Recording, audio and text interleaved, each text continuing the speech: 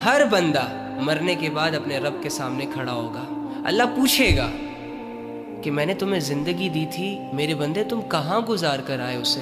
میں نے تمہیں جوانی دی تھی، کیا کرتے رہے جوانی میں؟ میں نے تمہاری طرف سمجھانے والوں کو بھیجا تھا کہ وہ تمہیں سمجھائیں، وہ تمہیں بتائیں کہ دنیا دھوکہ ہے، زندگی ختم ہونے والی چیز ہے. تم اس دنیا میں کھیل کود کے لیے نہیں پیدا کیے گئے ہو. تو آنے والے حالات کے لیے آپ کیا تیاری کر رہے ہیں؟ وہ دن جس کے بارے میں اللہ رب العزت فرماتے ہیں کہ اس کی جو لینتھ ہوگی وہ ایسی نہیں ہوگی کہ صبح آنکھ کھولی تو کچھ ہی گھنٹوں کے بعد رات ہو گئی اور آپ سو لیے، پھر صبح اٹھے پھر رات ہوگی. نو وے. اللہ فرماتا ہے قیامت کا ایک دن 50,000 سال کے برابر ہوگا. Can you imagine? آپ 5 منٹ کے لیے امیجن کریں کہ سب کچھ ختم ہو چکا ہے، زمین ایک فلیٹ میدان بن چکی ہے، اور میں اور آپ اور ہم جیسے لاکھوں کروڑوں اربوں کھربوں انسان اللہ کے سامنے کھڑے ہیں، اور اللہ رب العزت ایک ایک کو اپنے پاس بلا رہا ہے اور اس سے یہ پوچھ رہا ہے کیا کرتے رہے، کہاں گزاری زندگی. اور میں اور تم کھڑے ہو کر اپنی باری کا انتظار کر رہے ہو. ڈر اور خوف نے ہمیں گھیرا ہو. جب ہماری آنکھوں کے سامنے وہ منظر آئیں گے کہ اللہ رب العزت بہت سارے لوگوں کے حق میں ان کے اعمال کی وجہ سے جہنم کے فیصلے کر رہا ہے، اور فرشتے ان لوگوں کو گھسیٹ گھسیٹ کر جہنم میں پھینک رہے ہو، اور میں اور تم چپ چاپ کر کے یہ دیکھ رہے ہو، ابھی ہمارا نمبر نہ آیا ہو.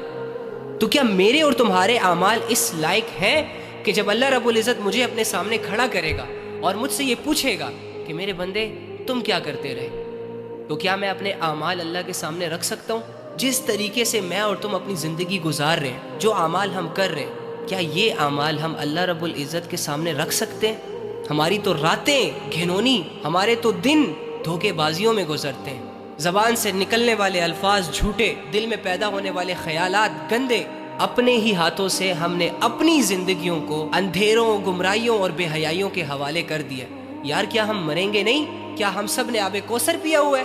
تو اگر ہمارا اس بات پر ایمان اور یقین ہے نا کہ ہم نے مرنا ہے، اور دوسری جانب پھر یہ یقین ہے کہ مرنے کے بعد دوبارہ زندہ ہونا ہے، اور تیسری جانب اگر یہ یقین ہے کہ اللہ رب العزت نے اپنے سامنے کھڑا کر کے پوچھنا ہے، تو پھر مجھے چاہیے کہ میں اپنی زندگی سوچ سمجھ کر جیوں، اپنے فیصلے اللہ کو سامنے رکھ کر کروں، اپنے اعمال پر گہری نظر رکھوں، رک جاؤں ان تمام اعمال سے جن اعمال کو کرتے ہوئے ہمارا ضمیر ہمیں 10 آوازیں دیتا ہے کہ بھائی تو غلط کر رہا ہے، بھائی تو اللہ کی نافرمانی کر رہا ہے، ظلم کر رہا ہے، بے حیائی کر رہا ہے، گناہ کر رہا ہے.